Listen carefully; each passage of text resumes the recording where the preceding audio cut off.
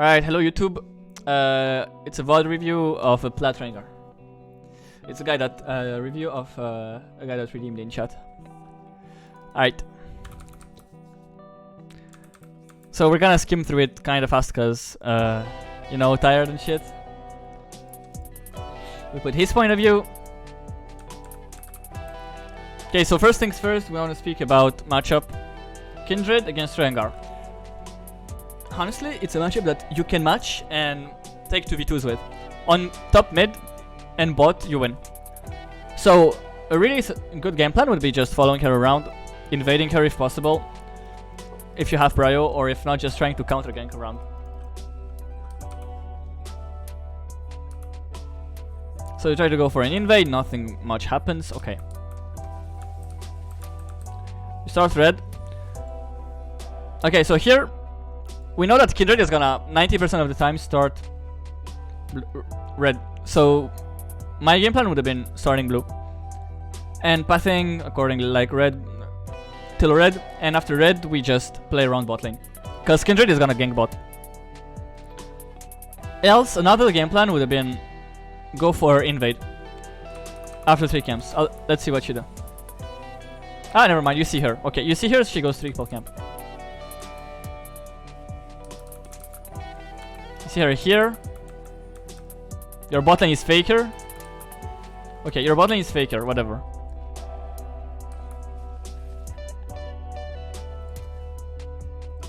I will be late because we invade. Yeah, that's the point, that you don't invade that late. So aside from that, the clear is not perfect. You should go and check the YouTube video. You can clear both of those at the same time. Now I still need to optimize it, but yeah, you can clear both of those at the same time. It's pretty epic. Scuttle. I like the invade here. Pretty good. So really good usage here of knowing that Kindred went 3 camps, because you know that this is up and this is up, so you should take both. Let's see. And also, second reason why this is good is because we know Kindred is around here, so she's gonna try and gank mid. So you get a really nice counter gank off.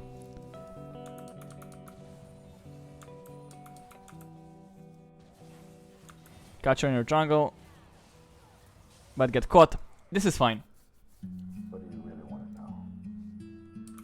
Am I sorry for what I did? So decision making here. I'm actually not sure if you get 6 off bot side because it's pretty scuffed. I would just go Krugs, Raptors, and then see if I get 6 or not. Okay, never. That's the worst thing you could do here.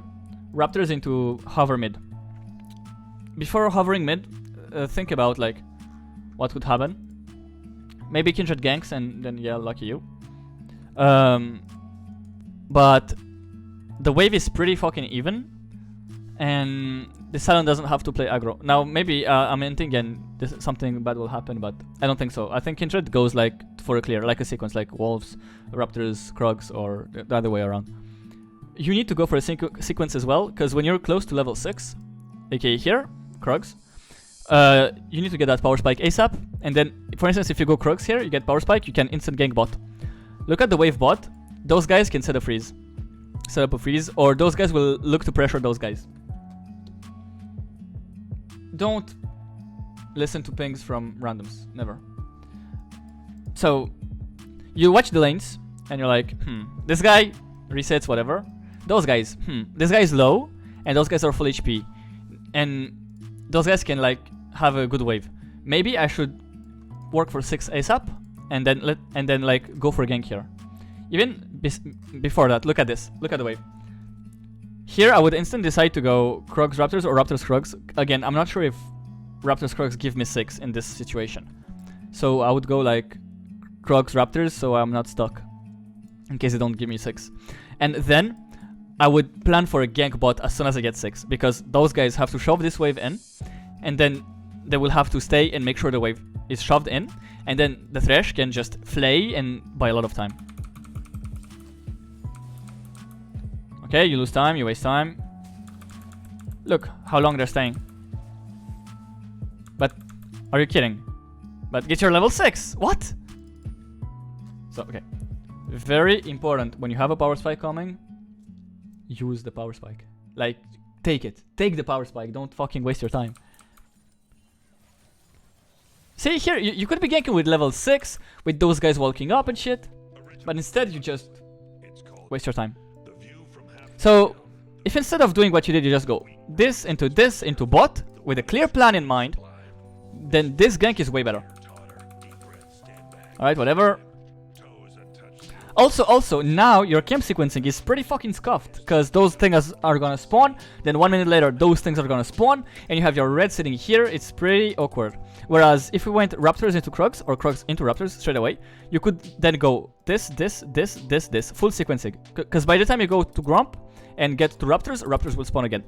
It's really good if you can think ahead of your sequencing, like, what am I gonna do after I gank? I'm gonna reset and path a certain way, so I can have a good sequencing going. It's really important on Rengar to have good and extended sequencing going of camps. Okay, you miss Bola.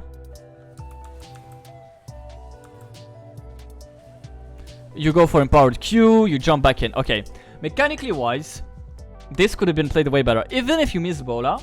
No. It's not volley. Okay, he could have ulted. Sure. But it's not volley. Here. Right. Okay. Let's watch on times 1. Look at volley. Remember, your goal as Rengar is to buy time. Here, you snare the Kindred. Volley ults, volley kills the Kindred. You don't have to jump in. Just snare. Snare the Kindred. If you jump in here and use empowered Q like you did, you get blown up. You could just like that's kiting shit. Like, what I would do is like go around here somewhere where they don't really expect you to be, and then wait for the volley to walk up, and then as they're walking up, you walk up and like kite to the volley. Very important. If you jump in here, you just die. Look how they behave. Like, this guy goes down. This guy is like kind of hesitant. They're kind of hesitant to like face check the bush and shit. Look at how close volley is. Now if you don't jump, volley can ult, and then he gets in the battle, and then it's fucking free. He can stun a guy, then you can blow him up and shit, you know? So Rengar is not just brrr, I go in brrr. It's a lot about kiting and knowing your cooldowns and shit. Look at volley, he almost 2v1s it. Almost. If you played slightly better, volley gets to double kill here. So it's not volley, it's you. Kiting, very important. Alright. Picking this. Okay. Here, if we think about it, if Kindred is a good player, after this... Ah, never mind actually. She was pretty low, right? Yeah, okay. If we think about it though, Kindred, after being done with the fight top, can either go to farm topside, or back and go to farm. Either way, if you go bot side right now, you either catch her, or you get... how's it called? You get camps. I would invade after this. After those Krugs here, and even those Raptors, if you want, I would invade. 2 reasons for that. 1, free camps. Maybe now this counter gank will be good, but I wouldn't care about this counter gank here. 2 reasons. 1, you get free camps. 2, come on, that's a free gank. Ashe has no flash. You know what I mean? Ashe no flash, you have ult, you have Thresh. Yumi no ult, no sums. Ashe no ult, no sums. If after Raptors you go blue, you take blue, you get 4 stacks, you ult bot, double kill. And you need to learn how to see those situations. Learn how, like, don't autopilot, think, what is the Kindred doing? Okay, I'm gonna do something. We need casino. Like, that's a free double kill. You could have had it right now. So, pay more attention to the map and to the lanes. Like, it's already the 2nd time you missed a play on bot lane because you're kind of autopiloting and tunnel visioning. Just look around the map and look at your lanes and try to think a bit ahead. Like, what are they gonna do? Are they gonna stay for plates, stay to shove? What's gonna happen in maybe 10 seconds, maybe 20 seconds, you know? Yeah, look map and like glance at the map. Are they gonna be gankable if they're here? Yes. Also, you have ult. You know, Kijodi stop. Go for it. You can make bets on him though, if you want, guys.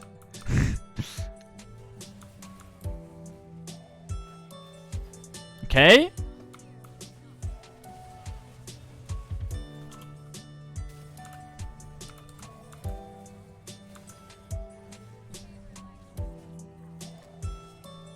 I wouldn't jump the first time. Why do you jump the first time? What does this jump give you besides Kindred being able to hit you? Think about small things like those. They're important. They add up.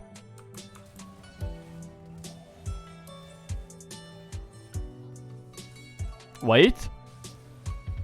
Nah, you're out. Oh. Never mind. No. No. Okay.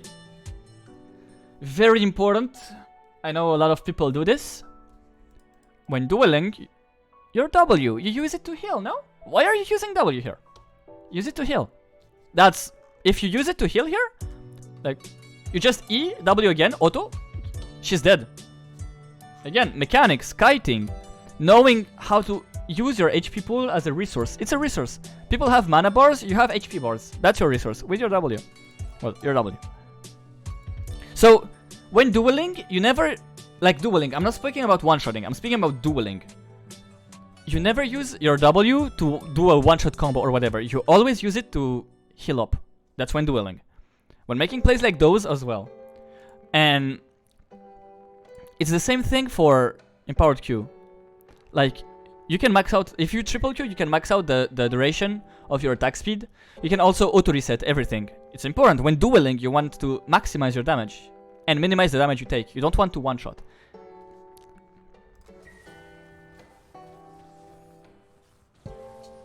It still works out in the end. That's lucky. But if you W at the right time, then you can empower Q. You don't have to empower W. See what I mean? Like, it opens up possibilities. That's how you min-max your mechanics. Think about things like that.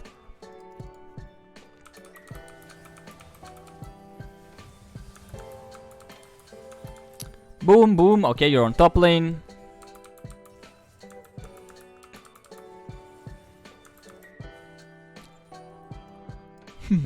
Here, what's your gold?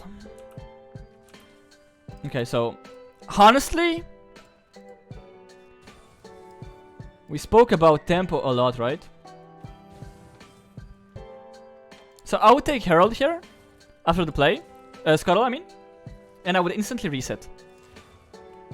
Why would I reset? One, I have gold for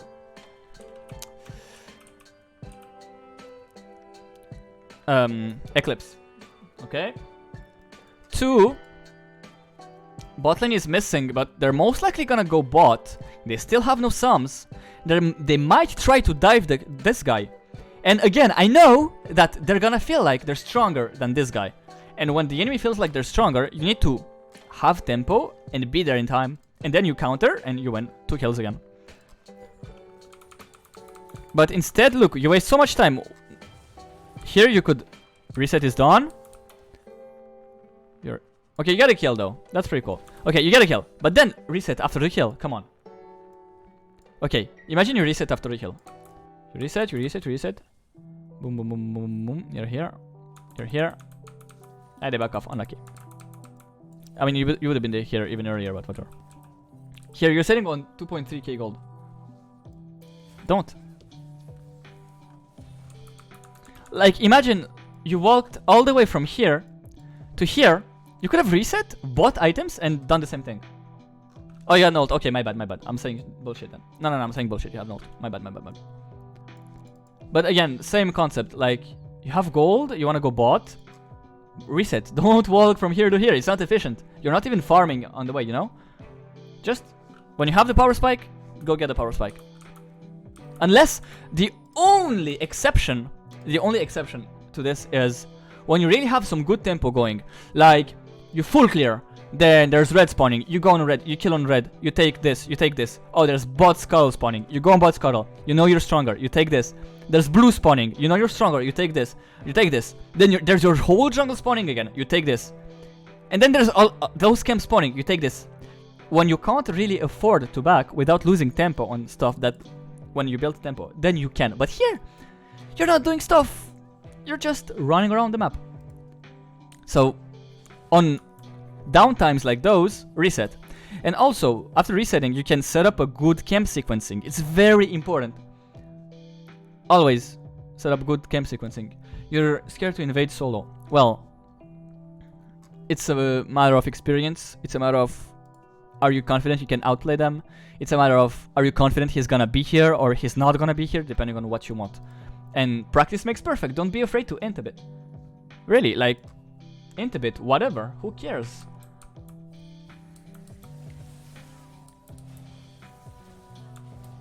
That's how you get better.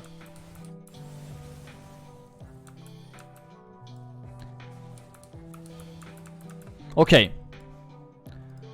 So, we want to never be doing drakes like those. Because when your team isn't helping you, you have to solo the drake, you don't have vision on the enemies, and your talon is on base. Basically, when the drake is coin flip and realize on the enemy playing bad, we don't do the drake. We don't give a shit, we don't do the drake.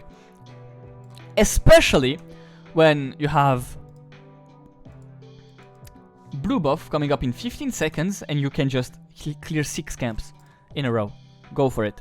But again, you should have reset by now and farmed those camps.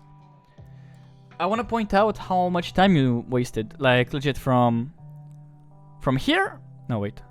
Oh, from here to here. So 2 whole minutes. You didn't do anything productive. You just walked around the map. Just reset here, camp sequence, then at this time you would be able to camp sequence again. That's 11 camps, 10 camps you would have had on top of what you have now. Come on, you know? Think about it. Don't just run around the map. You want to be the guy that's fed, and to be the guy that's fed, ahead in XP, ahead in gold, you need to recognize when you have downtime like this and use it to farm. So, our goal as Rengar is to get ahead. So far, what we learned is to get ahead. To get ahead, we can either kill or farm.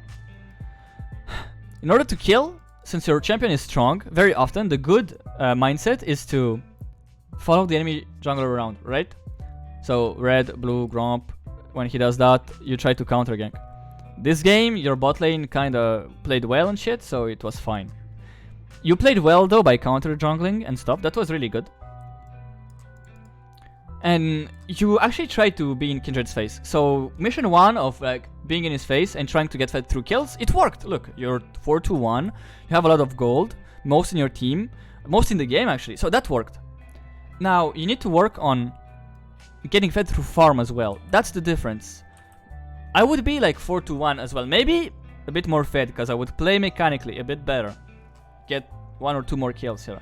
But I would be way more fed than you because I would understand when I need to reset, when I have downtimes like around here, for instance, and I would camp sequence whenever I have those downtimes. And right now I would have like an extra 36 to 40 CS on you. That's a lot. That adds up a lot. So keep this in mind.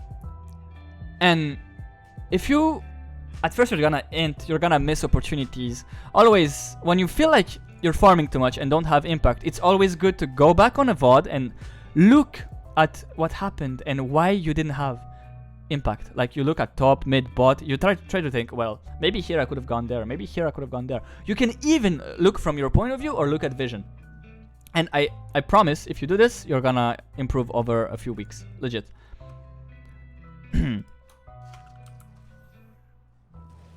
What do you look for to recognize downtime? Enemies are respawning. I have my camps that are up, so I need to like just back and do my camps. I have a lot of gold. There's nothing to do around the area on the, where I'm at. I think the enemy jungler is gonna be on the opposite side of the map. That's also a thing. that's a lot of things. Basically, I say downtime when I mean you don't need to be on this side of the map anymore. So if you don't need to be top anymore, don't walk all the way to bot. Reset and go bot. Okay, the Drake, waste of time again. You die, no, you didn't die. You start finally camp sequencing. Okay, on the matter of camp sequencing, the best camp sequence you can have is a full one. Partial ones are okay, but only and only if you have a plan after. Like, you have time to get 2 camps and then you need to gank bot. Okay, partial. But resetting, doing 2 camps and resetting, never. Reset before and brrr. Yep, you can also check the gold graph, true. So, full camp sequencing. Always try to do full camp sequencing. So, in order to do full camp sequences, you actually need to think ahead a bit. If you think ahead, you're gonna have good sequences, and then it's gonna be really good for you, because you're gonna get fed through farm.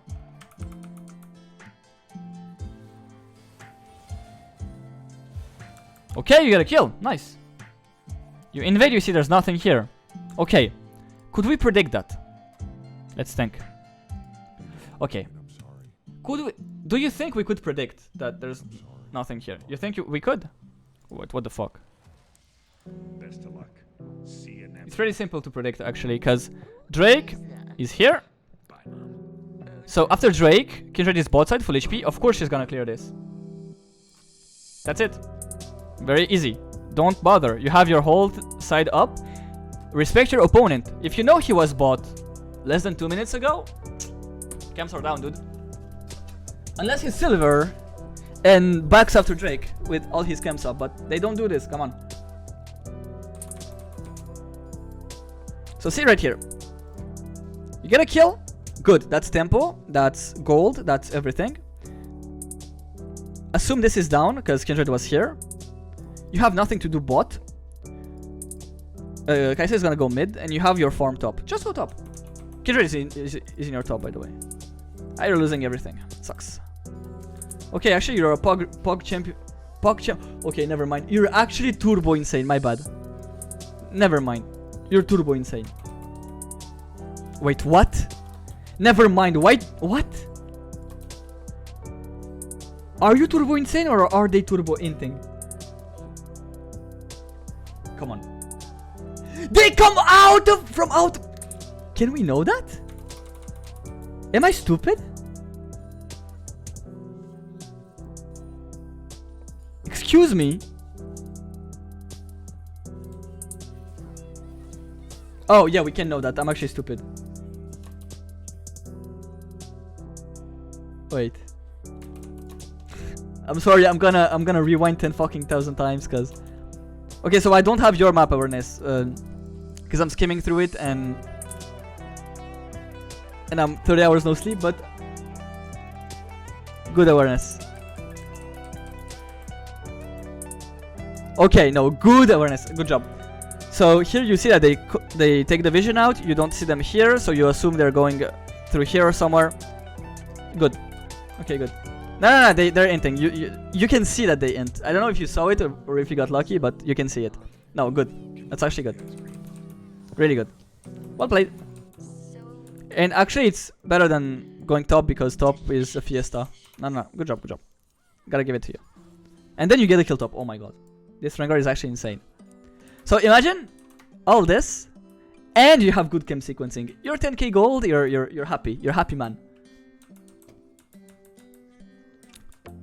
Now, macro-wise, your goal should be to take tier 1s. In order to do this, very important. After kills like those, okay. After, I'm gonna tell you how. You kill Riven. What you should do is push the wave, push the next wave, get the turret, and then back off. Because by doing this, you apply pressure. And you get even more gold than you would get already. Now, you might think, yeah, but dopamine, Volley is spawning, he wants the farm. No, if you wait for Volley, first, this wave is gonna kill those minions, then it's gonna kill a bit of the next minions, you're gonna lose so many minions as a team. It's pointless. You're already here. When you're somewhere, take the minions. Unless like the volley is here, and he really wants the minions, you take the minions. Apply pressure always. After a kill, you apply pressure if you can. In mid game, your prio should be pressure. Applying pressure over farming your jungle. So you push this, and if you can, if it's safe, you get the turret. And then it's poggers. Mid game, your goal should be to get tier 1 here, tier 1 here, and tier 1 here. To open the map so you can navigate your jungle freely. Alright. See, like, look, you kill Riven. 30 seconds to get this turret. That's pretty enough. Go for it. Again, that's like a 600 gold difference. Look, no one is going top for so long. For literally 30 seconds, there's no one top. Go there. And then you go top, take 5 CS, then give 6 CS to the Kai'Sa. You're wasting time as a team. You're not optimizing your time. And that makes you fall behind as a team. But also individually, because you could have had all this. And now look. Kai'Sa, because you didn't go top, you didn't take the turret, you let Kai'Sa go top. She's gonna solo go top. Very vulnerable to everyone on the map. Now maybe they're not gonna kill her, but maybe they are. And this gold, you could have been the one getting it, and that's what's important. You're the 1v9 player when you're playing Rengar. She doesn't die. That's pretty lucky. Okay, she does die in the end. Assume you wouldn't have died. Also, assume that she would have been better off fighting a team fight. You would have been better off splitting, because Rengar is a split push champion, you know. So all those small decisions, this small decision of not pushing top actually led to you losing an inhib here. And I really want to emphasize how important it is for you to always be the one applying pressure and knowing how to, aka not getting caught, not overstaying for turrets. Because if you're the one applying pressure and you're the one without ult in the side lane, then your team 1 can defend better than you, because team fighting without ult is Pepega. 2, you get more gold, and 3, you're not gonna get caught on the side lane like a dipshit. Yeah, you don't split push enough. And it's not even about split pushing, it's just you get a kill, you apply pressure. That's basics. Get a kill, push the wave until it's under turret. If it's under turret, get the turret. Because this way, the wave bounces back to you and you get more resources to collect after. And that's how you snowball your lead. But yeah, all this rambling to tell you, please, after getting a kill, if there's no one around the map that needs the resources, take them. Because it has a lot of good benefits.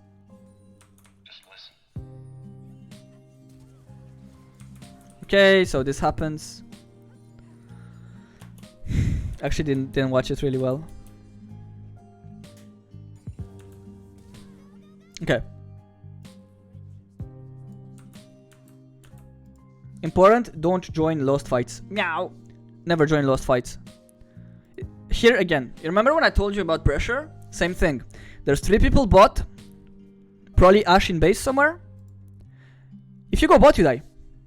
You don't 3v1 this. There's a Riven, a Yuumi, and a Kindred with ult. You won't. If you go mid though, you get this wave. LeBlanc is under turret. You can pressure getting the turret. Then you can walk top, shadow the Kai'Sa, because you know for a fact someone is gonna go on the Kai'Sa. Counter this. If those guys are entering bot, make a good play mid, make a good play top. Never join lost plays. Never. Always think about, well, what can I do instead? Where can I get farm? Where can I apply pressure? So if you apply pressure, they get less things on the map. Now here they're gonna throw Herald bot and get your inhib, but whether or not you're here, they're gonna do it anyways. So might as well get maybe a turret on top, kill the Ashe, because she's gonna go like on the Kindred. No, Kai'Sa. She's gonna go on the Kai'Sa to kill her and shit. Well, you understand. Now look, you die. LeBlanc and Ashe kill Kai'Sa. Yes. If you push mid, LeBlanc never goes top, never kills Kai'Sa. Ashe gets here. You kill Ashe, you get tier 2, you get the wave, you get the next wave, you apply pressure on tier 3. Do you see the difference? Just by applying pressure. They're forced into a situation where they don't have as many options. Now, if you push the turret by yourself in the first place, Kai'Sa goes bot. This shitty situation where your team dies maybe never even happens. It's even better. That's the whole point. Like that's what separates a plat Rengar player from a master Rengar player. Legit. Knowing how to split push. Or even better Rengar players. How and when?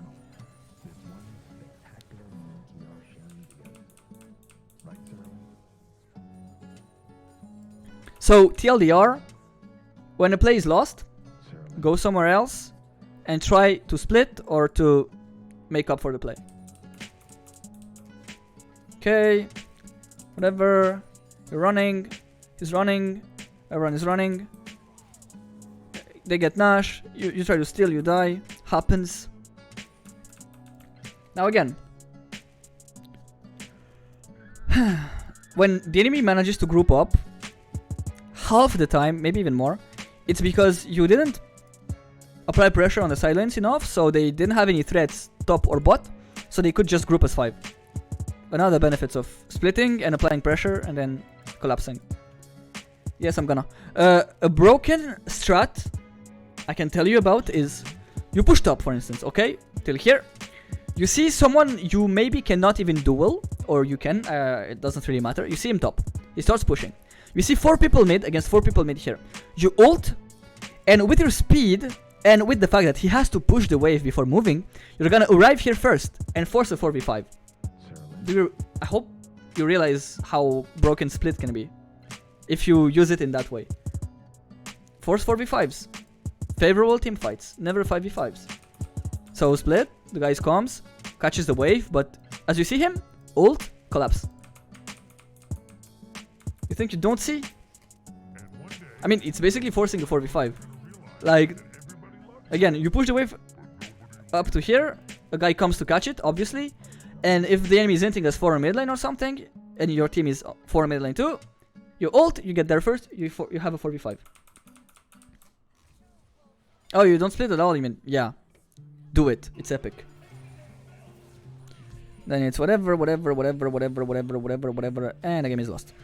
Alright.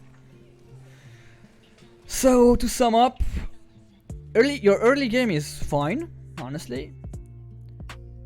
You even got early vision on blue and shit, you knew what Kindred was doing. You lost too much time. You don't understand tempo, and you don't understand split push. If you fix those, you can only climb, because you're gonna be turbo fed. Because you already played the early game kinda well. And that's about it. It's gonna be on YouTube, so if you wanna watch it again, feel free to do so. YouTube, if you liked the video, please leave a thumbs up. You can subscribe. There's my meme pre-season Rengar gameplay unranked Smurf Q shit coming up too, if you wanna see that. They're pretty informative, and the int games, I'm gonna make a montage of them and like have some int games and some good games in the middle. And yeah, it's gonna be cool. It's gonna be full VOD, so if you're interested, feel free to sub. If you like the music, you can check out the SoundCloud, and you can come check me out on Twitch for epic content. Alright, peace.